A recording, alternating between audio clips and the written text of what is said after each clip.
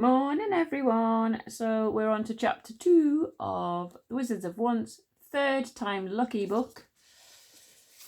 Chapter 2 is titled The Trees Are Screaming. Meanwhile, down on the ground, Crusher the Giant, Zar's Snowcat, Kingcat, Night Eye, Forest Heart, his werewolf Lonesome, his bears and his wolves were making their way swiftly and quietly through the wild woods.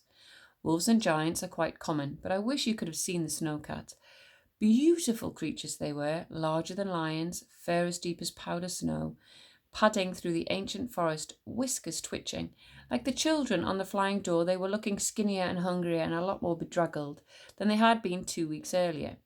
The Snowcats had deep wounds from the talons of the wyverns on their faces, the bear had torn his ear, and Lonesome was limping. None would have known that they had passed that way, for as Zar said, they were untraceable. Even giants know how to tread lightly on the world, so although Crusher was nearly as tall as the tallest of the trees around him, he did not make a footprint on the undergrowth below. As he walked through the hollow ways, planting his great walking staff gently in the ground and humming happily to himself. Crusher was a long stepper, high walker giant, and these giants are big. So they tend to have big thoughts. Wandering gets their giant brains working, so as Crusher walked, his head was smoking with inspiration, and he was thinking in time to each giant, gentle step. I wonder if you could say the trees have brains. They certainly learn, and just because they learn in their roots, is that enough to say they do not have brains, like humans and giants do? And then he stopped suddenly. He put his ear to the nearest tree, his face with wandering lines like an ancient map, normally gently interested in the world about him, assumed a very grim and concerned expression indeed. Slowly, he bent down to his animal companions. Now, I do not want you to panic, creatures of the forest, said Crusher, but the trees are screaming. There are people who think that just because trees do not have mouths, they cannot talk. These people are wrong, and they are often the kind of people who think that other people have to be exactly like themselves to count as people at all. Trees speak to each other just as you and I do, but you have to have the right ears for listening. They send out messages on sound waves that giant ears can hear, scent chemicals that giant noses can smell. And just because our tiny little human ears and noses are too small to hear or smell or detect them, this does not mean that those messages are not there. As Crusher said, the trees were indeed screaming, and the messages they were screaming with the crackling of their roots, and every electrical and chemical signal they could muster was, Fire! Fire! Fire! Fire! It was very generous of the trees to scream that message, really, for it was not a message that their fellow trees could respond to. Trees live life in the slow lane, so although they can move their leaves in the direction of sunlight and they can grow their roots in the direction of water, this all happens very slowly. And what they cannot do, in the face of the immediate, instant, quick destruction that fire is wrench up their mud-clogged roots from the ground they are growing in and run as fast as they can for their very lives. But the animals can. And maybe the trees are more intelligent than we are, and know that their species' lives are eventually dependent on the other species around them.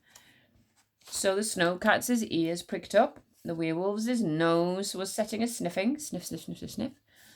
They caught the smell, the sound of the messages the trees were screaming, before even the first whiff of burning wood, the first howl of a distant, terrified fox, and they panicked. Snorting, howling, wild with fear, the animals and the magic creatures ran as fast as they could, uncaring of the brambles that ripped, the branches that spiked, joining a deluge of other fleeting animals, hedgehogs, wolves, bears, deers, birds, insects, hobs, goblins, all careering madly through the forest to get away from the age-old enemy that is fire. The sprites and the birds and all things with wings were the lucky ones. Crusher had to move more slowly, for giants, like trees, do not move quickly, and tears were trickling down his wrinkled face as he moved through the forest, touching each precious ancient tree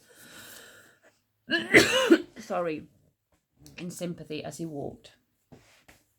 The fire caught tree to tree, faster than fairies, faster than witches. Trees that had been growing for hundreds, sometimes thousands of years, burned bright and were destroyed in an instant. The roar of the flames as the wind carried the bright, destructive inferno faster, swifter, higher, brighter, bolder, quicker, as thought, and more terrible than could be imagined. Up above, the children on the door responded instantly. Wish grabbed the enchanted key and pointed down. "We have to save Squeeze Juice and Crusher and animals," shouted Zar, and with a great screech the door shot downwards towards the burning forest. The sprites bravely followed behind it in a wild screeching trail of humming sprite dust, even though every sprite's instinct was telling them to fly away. It was unbelievably fortunate that the door and the sprites and the raven chose that blink of a second to plunge downwards, for at precisely that moment the witches attacked. Screech! There was a tearing noise, as if the air itself was being ripped apart. Just in case you have never been dive-bombed by a witch, I will explain what happens. When witches are invisible, they can do you no harm. Their hands just pass right through you, like the hands of a ghost. So as Breakneck and Rip Grizzle screeched downwards, they were turning themselves visible as they plunged. First, 2 screaming heads appeared, liquefying at the edges into splitting sparks and foul vapour. And then the 2 witches blasted down on Wish and Zar and Bodkin on their enchanted door like a couple of infinitely evil peregrine falcons. When witches attack, they assault all of your senses.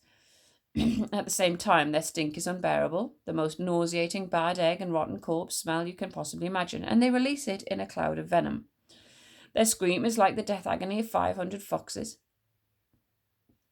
and it buries itself in your brain and reverberates around your head until you feel like you might go crazy. Rip Grizzle had 2 fish eyes buried so deep on either side of his axe-sharp nose you could not see into the pitiless depths of them. Not that you'd want to. The mouth dripping like that revolting black saliva from the fangs. A body like a human mixed with a panther, talons as long as swords, and black feathery wings. Breakneck was no prettier. The witches swooped, but they were a blink or two too late, for the children on their door had that very second gone into a dive downwards to help their friends, so the witches' talons closed only on empty air, and they let out screeches of infuriated disappointment. The sprites and the children and Caliban and the raven finally looked over their shoulders and realised they were being attacked. I'm really sorry, I'm going to have to take a drink because I'm about to cough. Pandemonium ensued.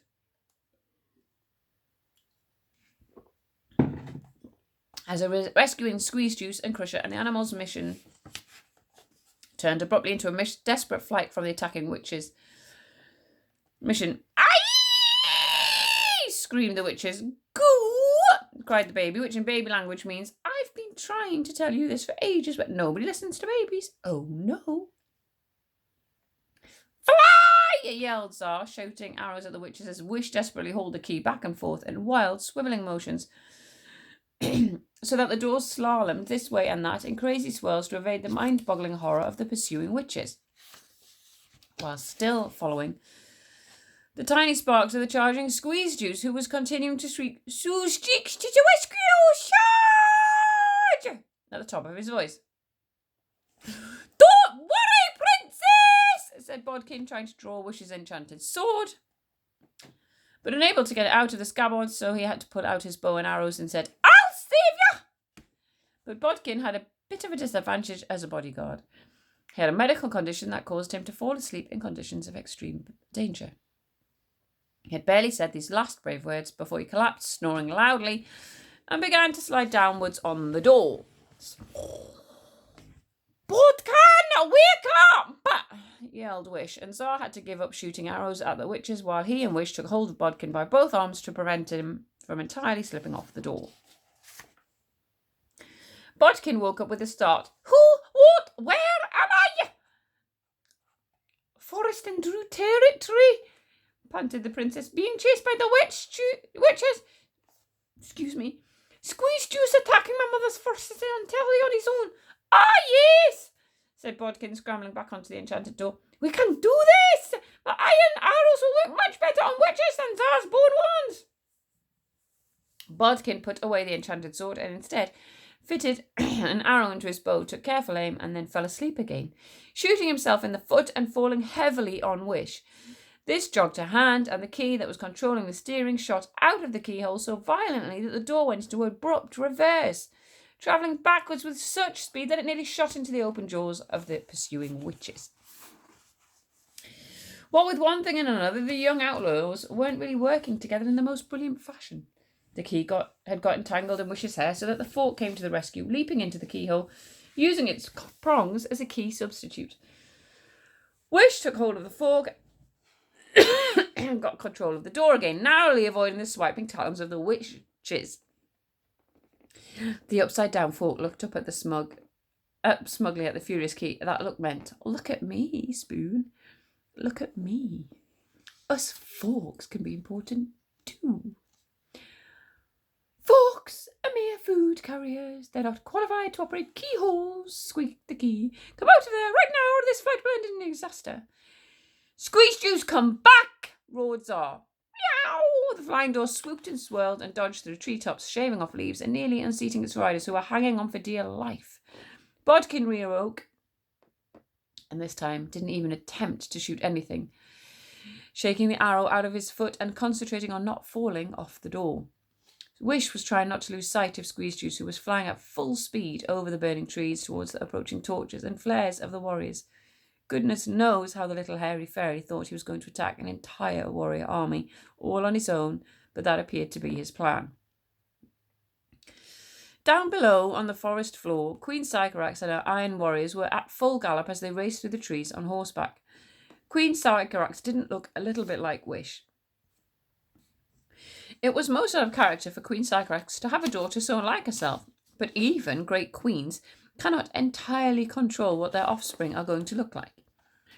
Queen Sycorax was dressed for war with an iron breastplate, iron helmet, and so many weapons she looked like a statue to some alien god of war. She was also loaded with jewels, furs, and clothes of the finest materials the early Iron Age could supply. For Queen Sycorax felt that if she was going to be forced to travel into the wilderness of the god-forsaken forest in pursuit of her disobedient daughter, she should jolly well do it in style for Mistletoe's sake. She was in a bit of a mood. "Witches," breathed Queen Sycorax, looking upwards from the back of a galloping horse. "I knew it. I knew they'd be after her. Shoot down them witches." Zing, zing, zing. Arrows shot upwards from the forest floor, narrowly missing both the door and the witches. "Your mother's shooting at us," said Bodkin. "As if we haven't got enough problems." "She's not shooting at us. She's shooting at the witches," said Wish, grim with determination as she flew that door really rather well, actually, considering that she was having to use a fork in the keyhole instead of a key.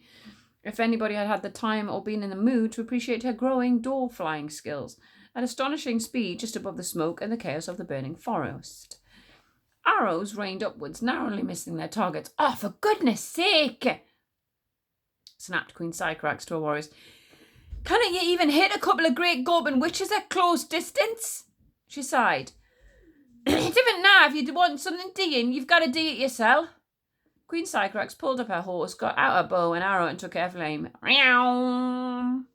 Wish made another desperate turn of the door through the billowing smoke, but this time it was just a smidgen too late, and one of Rip Grizzle's talons got hold of the door and sent it revolving in circles, shooting into the talons of Breakneck. Breakneck got hold of the spinning door, kept it steady, and Rip Grizzle gave an evil grin as he prepared to swoop. They couldn't get away. But one final zing from below, and Rip Grizzle's grin of gloating triumph turned to an expression of acute surprise. And then Rip Grizzle fell from the air, dead as a stone, with one of Queen Sycorax's arrows in his heart. Boom! He landed on the forest floor, warriors scattering in all directions from the ensuing witch crater and a whole load of billowing green smoke. With a whine of horror and fright, Breakneck let go of the enchanted door and flew for her life in a whir of black feathers. Sycorax's arrow also stopped the charging Squeeze Juice. On the arrow's path to Rip Grizzle, it had skimmed so close to Squeeze Juice that it had removed the tip of one of Squeeze Juice's antennae, giving the little hairy fairy such a shock that he had stopped mid-charge. He blinked twice, and the green faded from his little spotty eyes, as if he was just waking up from his sleep like Bodkin, and... "Where am I?" squeaked Squeezecrew, giving a violent start as he took in Sycorax's warrior army, gathered in horrifying masses below him. "Saves me!" He panicked and turned around, flying as fast as his little humming wings could, carrying him back to what he thought was the safety of Wish and Czar and Bodkin on the back of the door, and hiding himself in Wish's hair behind the spoon and the key. "Good shot, Queen Sycorax," said Bodkin in relief, looking down over the side of the door and trying to see Wish's mother through the smoke of the witch's landing way below. "Yes, you were right. She was shooting at the witches. Thank goodness she's such a good shot." The Tsar hated Queen Sycorax, but even he was impressed. "Maybe she's not as bad as Hang on a second, what is she doing?" Sycorax had got back on her horse. "Now, shoot down that door," she ordered her deputy. "I'm presuming you can hit something as large as that." "But, Your Majesty," sputtered the deputy, "your own daughter is on the back of that door." "My own daughter," spat Queen Sycorax, grinding her pretty little teeth, "has more than one life. And if she didn't want to get that door shut down, she shouldn't have got born with this magic that works on iron in that abnormal, eccentric fashion. Shoot down the door!" And that's where I'm going to leave it for today. I will see you tomorrow. Goodbye.